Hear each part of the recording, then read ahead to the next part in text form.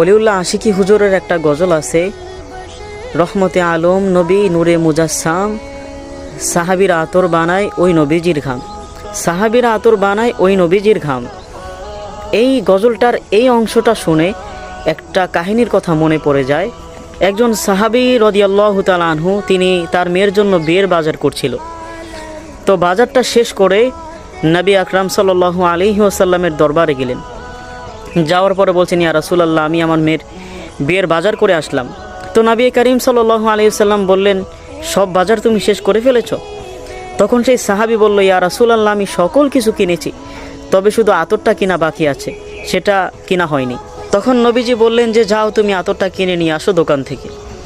তখন সেই সাহাবী বলল, ইয়া রাসূলুল্লাহ, আমি যে আতর এখান থেকে নিতে এসেছি, সে আতর সারা দুনিয়ার মধ্যে কোনো জায়গায় পাওয়া যাবে না। সে আতরের ঘ্রাণের সাথে দুনিয়ার কোনো আতরের ঘ্রাণের তুলনা হবে না। ইয়া রাসূলুল্লাহ, আমি আপনার ঘাম মুবারক নিতে এসেছি। সেই ঘাম মুবারকের ঘ্রাণ, এমন ঘ্রাণ আমি দুনিয়ার আর কোথায় পাই?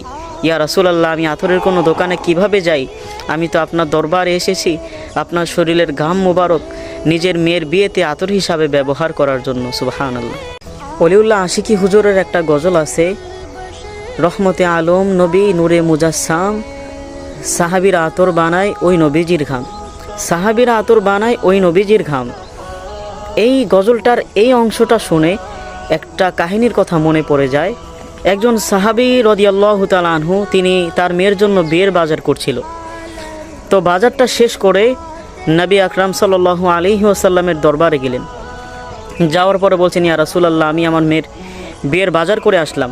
তো নবী করিম সাল্লাল্লাহু আলাইহি ওয়াসাল্লাম বললেন, সব বাজার তুমি শেষ করে ফেলেছ? তখন সেই সাহাবী বলল, ইয়া রাসূলুল্লাহ, আমি সকল কিছু কিনেছি, তবে শুধু আতরটা কিনা বাকি আছে, সেটা কিনা হয়নি। তখন নবীজি বললেন যে, যাও তুমি আতরটা কিনে নিয়ে আসো দোকান থেকে। তখন সেই সাহাবী বলল, ইয়া রাসূলুল্লাহ, আমি যে আতর এখান থেকে নিতে এসেছি, সে আতর সারা দুনিয়ার মধ্যে কোনো জায়গায় পাওয়া যাবে না। সে আতরের ঘ্রাণের সাথে দুনিয়ার কোনো আতরের ঘ্রাণের তুলনা হবে না। ইয়া রাসূলুল্লাহ, আমি আপনার ঘাম মুবারক নিতে এসেছি।